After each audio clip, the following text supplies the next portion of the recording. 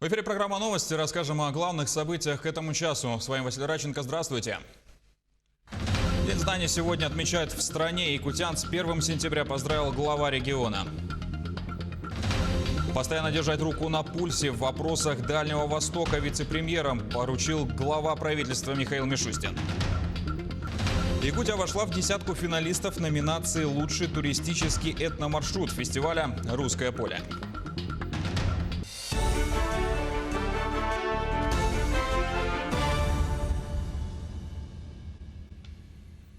Учебные учреждения страны сегодня отмечают День знаний. В этом году лично присутствовать на школьной линейке могут только первоклассники.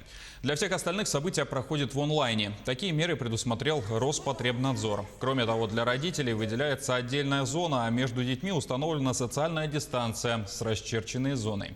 Для каждого первого класса мероприятие проходит в разное время, и перед приходом новых детей на месте проводится санобработка территории. В остальном это тоже мероприятие. Школьная форма, цветы, шарики, поздравительные речи и встреча с первым классным руководителем. Якутян с 1 сентября поздравил глава региона. В поздравительном сообщении АСН Николаев отметил, что это один из самых торжественных и светлых праздников, который вдохновляет многие поколения на созидание и добрые начинания. В республике более 15 тысяч детей впервые сядут за парты. Им первый звонок известит о начале большого пути в мир знаний и открытий. Наши учащиеся, педагоги, родители в период пандемии показали свою ответственность, целеустремленность и стойкость при переходе на онлайн-образование и достойно завершили прошлый учебный год. Уверен, мы совместно преодолеем временные трудности, и все усилия, которые вы приложили в учебе и работе, приведут к успехам в жизни, написал глава Якутии. Риск заражения COVID-19 все еще сохраняется, поэтому родители должны с большим вниманием отнестись к подготовке ребенка в школу. Об этом напомнили в Министерстве здравоохранения России. Родители должны рассказать об опасности коронавируса и важности мер профилактики, а также контролировать соблюдение правил личной гигиены детей. В Роспотребнадзоре рассказали, что на одного ученика в классе должно приходиться 2,5 метра. В новом учебном году в школы города Якутска пойдут свыше 48 тысяч учеников. Об организации учебного процесса нашему телеканалу рассказал начальник управления образования города Якутска Алексей Семенов. Организация учебного процесса. У нас начальная школа по всем школам учится очно, с соблюдением всех мер безопасности. 5-11 классы в дистанционном формате. И 9 и 11 классы выпускные будут очные консультации по основным предметам. И 8 школ – это коррекционные и пригородные школы, где нормативы детей ложатся, количество детей соответствует нормативам, они начинают учебный процесс в очном формате. Питание у нас федеральные деньги предусмотрены. Как только сейчас появится нормативный документ, у нас начнется питание учеников начальных классов. Международная арктическая школа открыла двери для учеников. Торжественная церемония завершилась несколько минут назад. В ней принял участие глава Якутии АСН Николаев. Международная арктическая школа – это республиканская школа для талантливых детей. Она рассчитана на 220 детей. В здании установлены интерактивные сенсорные доски. В каждом учебном классе есть свой планетарий, бассейн, актовый и спортивные залы.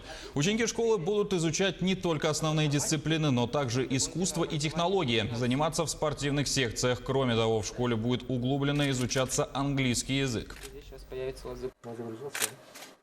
Я очень надеюсь, что из международной арктической школы вырастут и руководители нашей республики. Ну и не только нашей республики. Я уверен, что эта школа, ее выпускники сделают очень много для развития всей нашей Арктики. Наш президент Владимир Владимирович Путин сегодня огромное внимание уделяет развитию Арктики.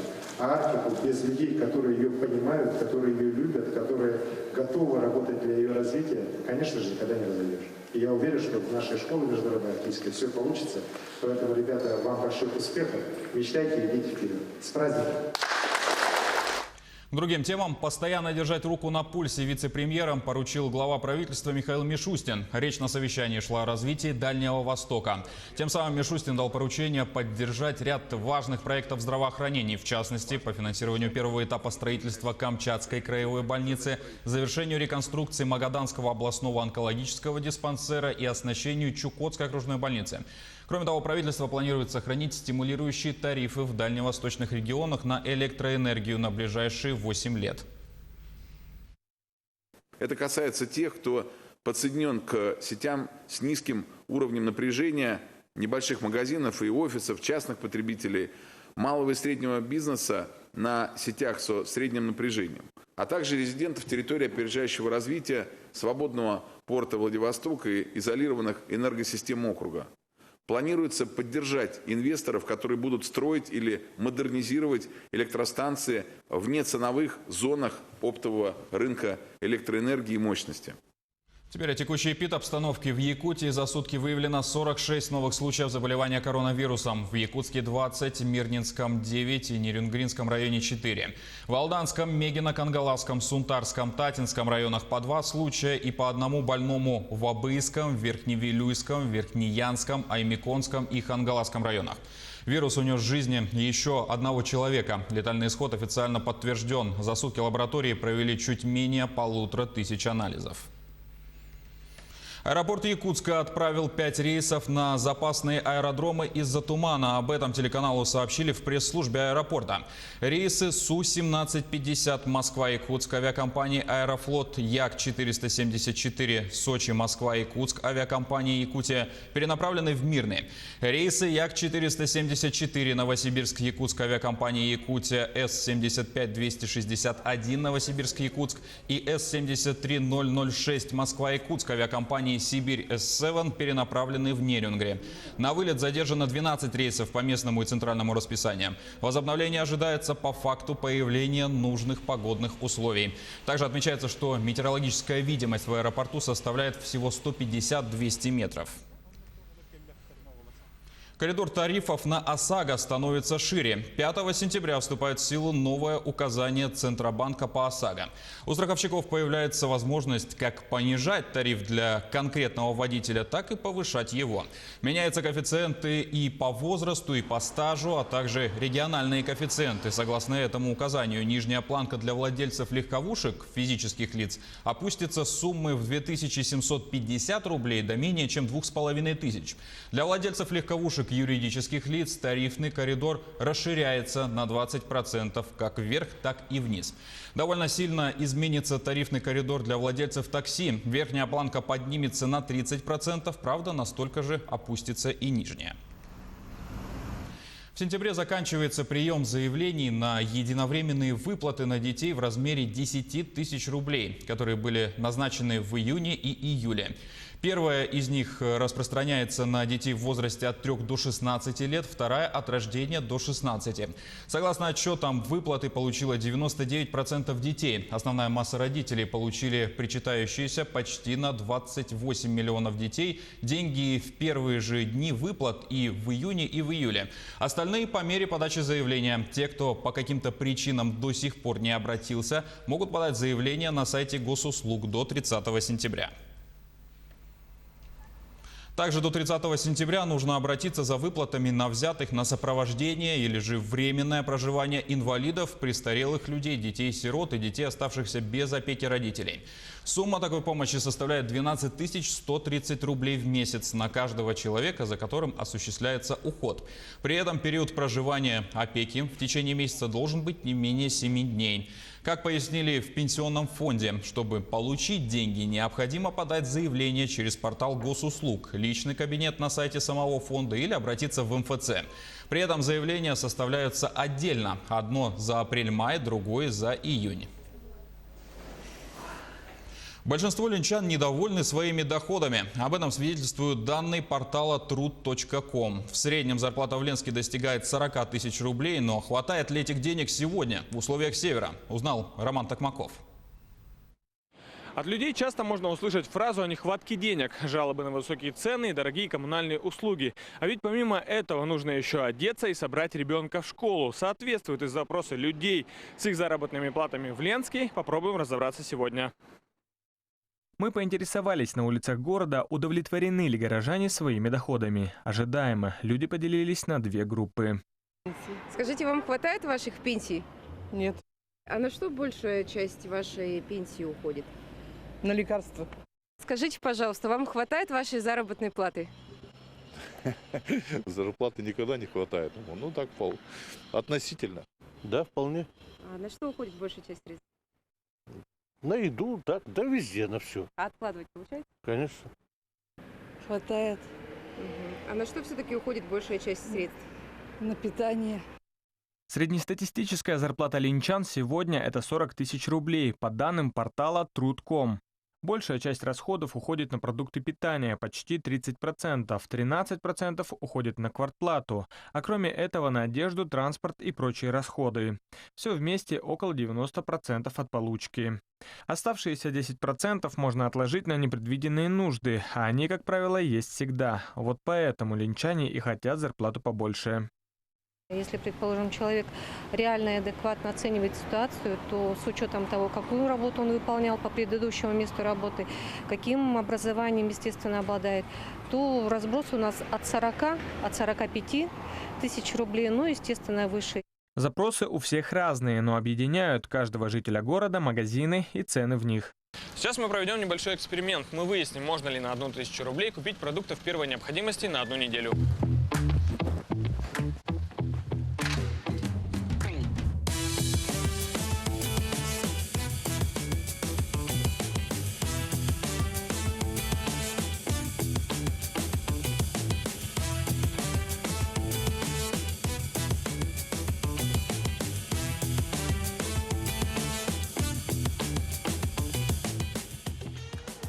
Все.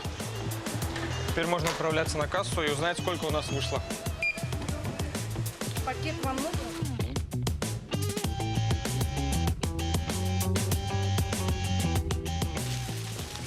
Ну, вот, в принципе, что у нас получилось на 1000 рублей. На одного человека можем предположить, что этого более чем достаточно, ну, а на целую семью решать уже вам. Учитывая растущие цены, нынешние зарплаты и пенсии очень быстро теряют свою актуальность, поэтому при походе в магазин или аптеку нужно тщательно выстраивать свой маршрут.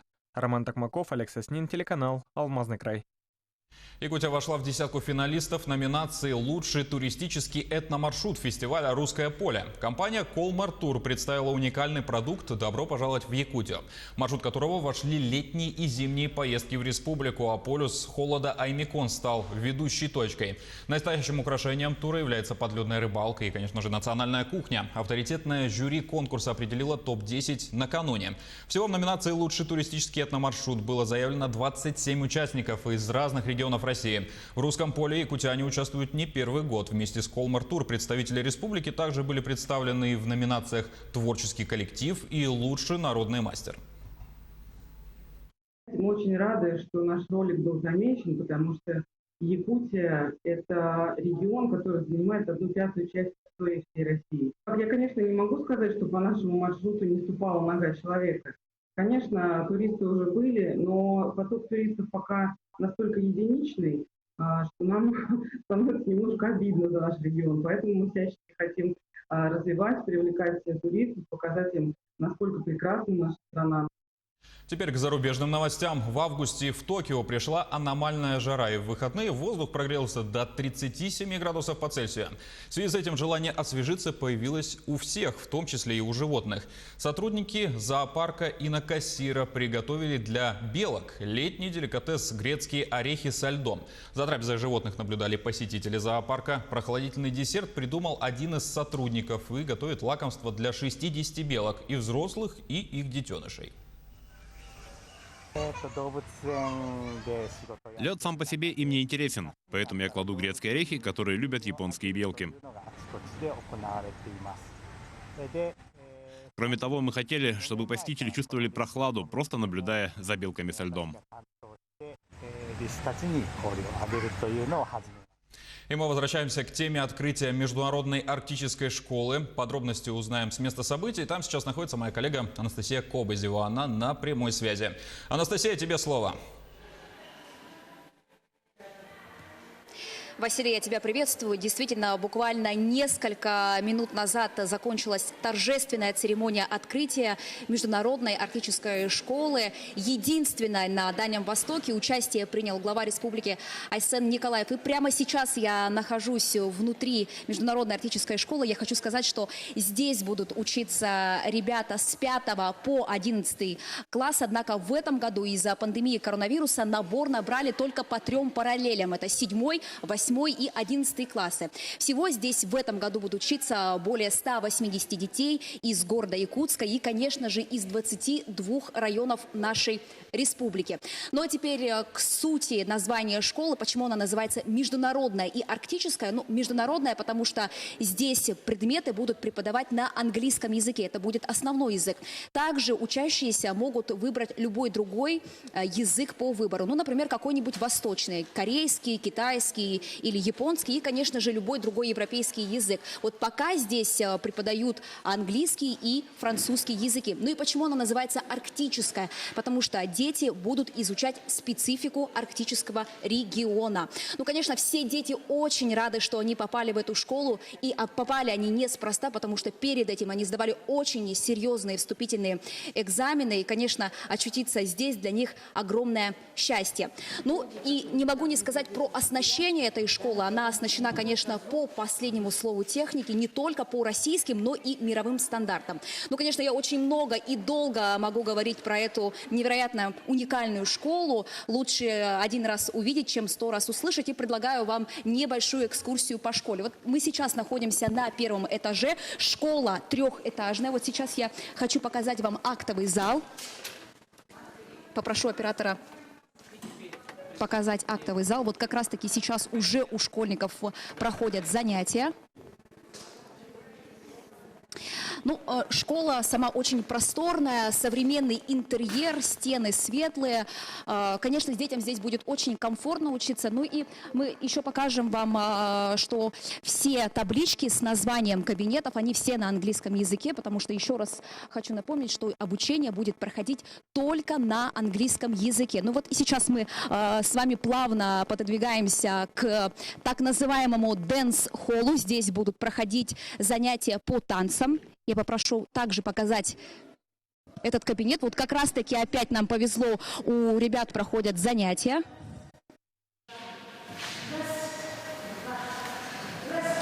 Ну и, конечно же, мы еще хотим показать вам спортивный зал. Он также здесь находится рядом. Я попрошу вот сейчас...